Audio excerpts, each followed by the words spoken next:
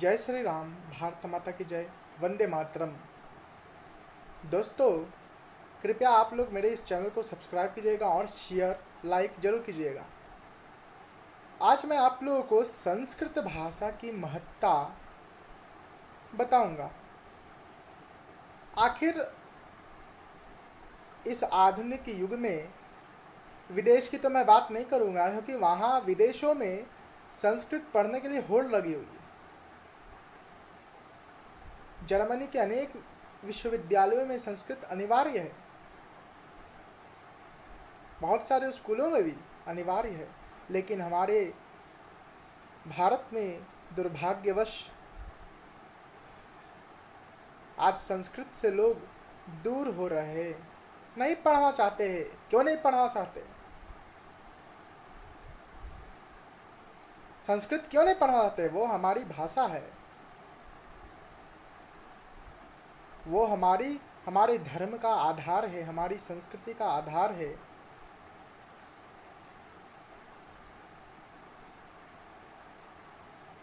हम संस्कृत को आत्मसात करें। इसी विषय पर मैं आप लोगों को संस्कृत भाषा की महत्ता, आखिर हम संस्कृत पढ़े क्यों पढ़े?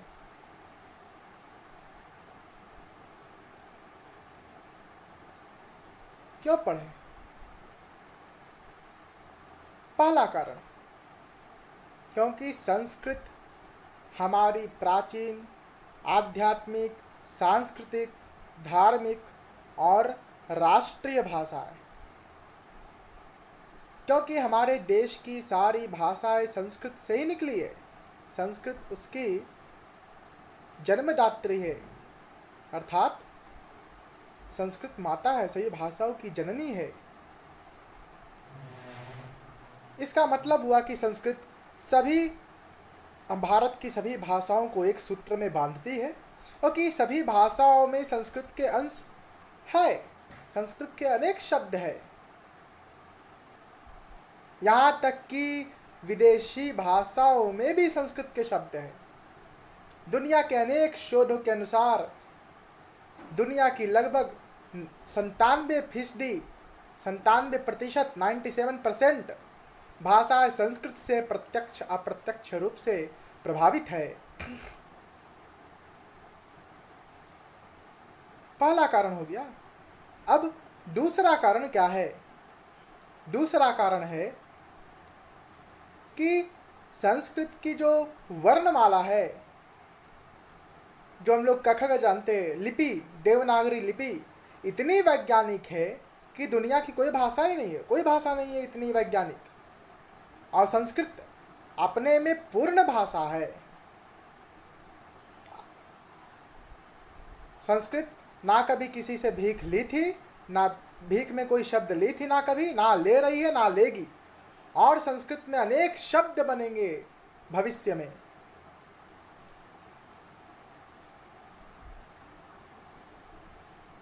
तीसरा कारण, हमारे जितने भी धर्म ग्रंथ, शास्त्र, वेद, पुराण, गीता, उपनिषद, दर्शन सब संस्कृत भाषा में। अगर हम लोग संस्कृत नहीं जानेंगे तो अपने धर्म को कैसे जानेंगे? अपने ग्रंथों को कैसे पढ़ पाएंगे? तो फिर क्यों हम लोग क्यों कहते हैं अपने आप को हिंदू, सनातनी? क्यों जाते हैं मंदिर? क्यों पूजा पाठ करते हैं? जो संस्कृत नहीं जानेगा वो क्या मंत्र बोल सकता है? क्या शुद्ध उच्चारण कर सकता है? क्या नहीं कर सकता है बिना संस्कृत जाने हुए। तो फिर उसकी पूजा कहाँ सफल होगी? तो फिर क्यों करते हो पूजा? क्यों जाते हो मंदिर? फॉर्मेटिव निभाने?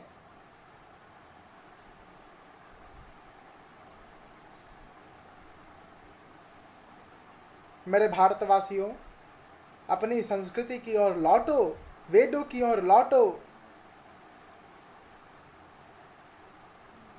आज हमें इतना कष्ट क्यों है? आज एक एक मानव को कष्ट क्यों है? क्योंकि आज सनातन संस्कृति का, वैदिक संस्कृति का प्रभाव कम हो गया है। लोग तो मानते हैं कि हमारे धर्म ग्रंथ वेद है, पुराण है, गीता है, उपनिषद है, दर्शन है। और सिर्फ ये धर्म ग्रंथ नहीं है, ये वैज्ञानिक ग्रंथ भी है। अनेक विज्ञान की बातें इसमें लिखी हुई है, वेदों में, उपनिषदों में। आप जानते हो उपनिषदों में, आप कहीं देखिएगा तो उपनिषद में एक जगह आता है, जो आज का विज्ञान बता रहा है सैटेलाइट के माध्यम से, कि सूर्य का जो बाहरी परत है वह मधुमक्खी के छत्ते के जैसा है। लेकिन हमारे उपनिषद में पहले, आज से 2000 वर्ष पूर्व, 3000 वर्ष पूर्व बताया गया था। हम लोग जानते थे कि सूर्य का जो सतह था वह मधुमक्खी के छत्तों के जैसा था।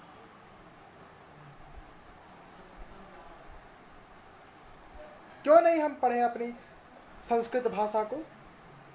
आप पढ़ के क्यों नहीं अपने धर्म ग्रंथों को पढ़े?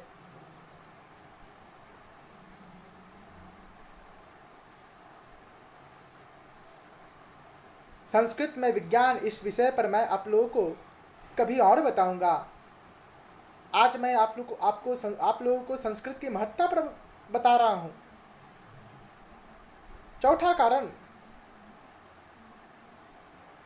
संस्कृत बोलने से व्यक्ति में कोई भी बीमारी नहीं होती। कहने का मतलब BP, sugar, BP blood pressure हो गया, शुगर, डायबिटीज, मतलब जो हमारी बॉडी, शरीर का रक्त संचरण है वह अपने सही रूप में कार्य करते रहता है। क्योंकि जब हम संस्कृत बोलते हैं तो उसमें अनेक व्यायाम हो जाते हैं। जैसे ओम का ही हम उच्चारण करते हैं। हम जब किसी से बात करते हैं मोबाइल फोन से, जिसको हम दूरवाणी कहते हैं, जिस बात करते जब हम लोग क्या कहते हैं? हेलो कहते हैं, हेलो। उसके जगह हम हरिओम का प्रयोग करें, हरिओम। यदि हम दिन भर में 20 लोगों से बात करते तो हरि ओम, हरि ओम, ओम 20 बार उच्चारण हो जाएगा। और उसका लाभ क्या मिलेगा 20 बार उच्चारण होने का, ओम का 20 बार उच्चारण होने का? क्योंकि जब हम ओम का उच्चारण करते हैं तो ओम, नीचे से, नाभि के नीचे से शक्ति का संचार होता है मस्तिष्क तक।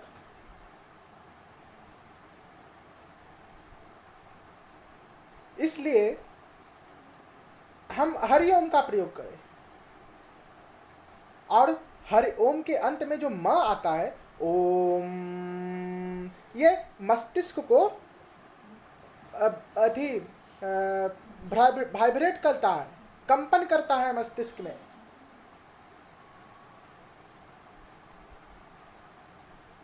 कंपन करने से क्या होता है? मशीन चलता है। एक हमारा मस्तिष्क भी एक तरह का मशीन है।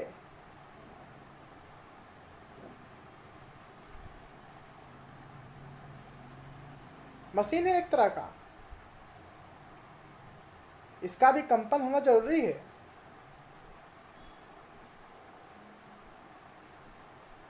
पांचवा कारण,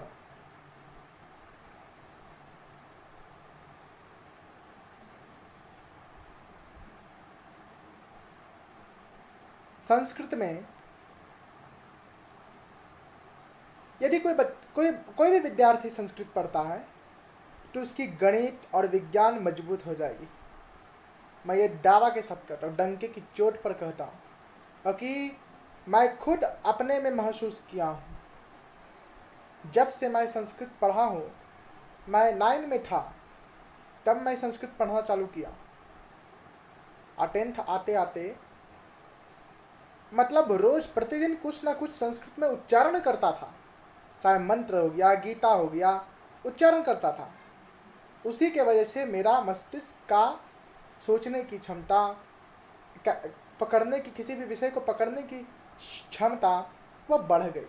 मैं खुद अपने में अनुभव कर रहा हूँ। तो ये संस्कृत की वैज्ञानिकता है। आज पूरी दुनिया संस्कृत के पीछे भाग रही है। भले उतना प्रभाव नहीं है, लेकिन वैज्ञानिक इस बात को समझ रहे हैं और आने वाले समय में संस्कृत में भाषा क्रांति होगी। संस्कृत सीखने के लिए लोग भागेंगे, क्योंकि इसका सबसे बड़ा कारण संस्कृत संगणक की भाषा है, कंप्यूटर की भाषा है, कंप्यूटर्स लैंग्वेज है। Sanskrit is the computers language.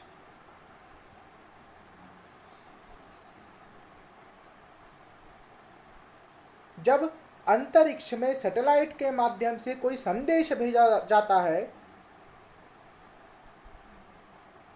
तो अंतरिक्ष में जाके वो संदेश उल्टा हो जाता है। कहने का मतलब, यदि हम आई एम ए बॉय कहते हैं तो वहां जाकर बॉय एम आई कोई अर्थ निकल रहा है इसका? नहीं ना निकल रहा है। किसी भी भाषा में हम भेजेंगे तो वो उल्टा हो जाता है, शब्द इधर से उधर हो जाता है। इसके चलते वहां के व्यक्ति को अर्थ पता ही नहीं चलता है।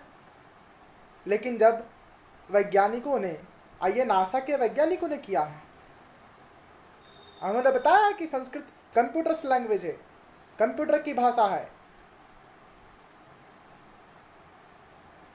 और जब संस्कृत में भेजा गया, संस्कृत में आई एम ए बॉय को हम लोग बोलेंगे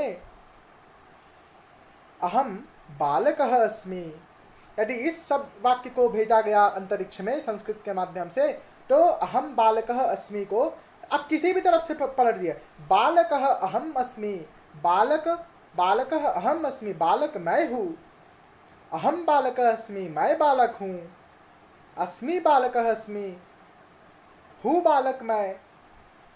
अर्थ तो वही रहा, हूँ बालक मैं, मतलब मैं बालक हूँ बालक मैं, या बालक हूँ मैं, बालकः अस्मि अहम, बालक हूँ मैं, या अहम बालकः अस्मि, मैं बालक हूँ।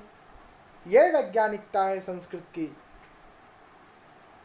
इतने ही बातों को बताकर मैं अपनी इस विषय को समाप्त करता हूँ।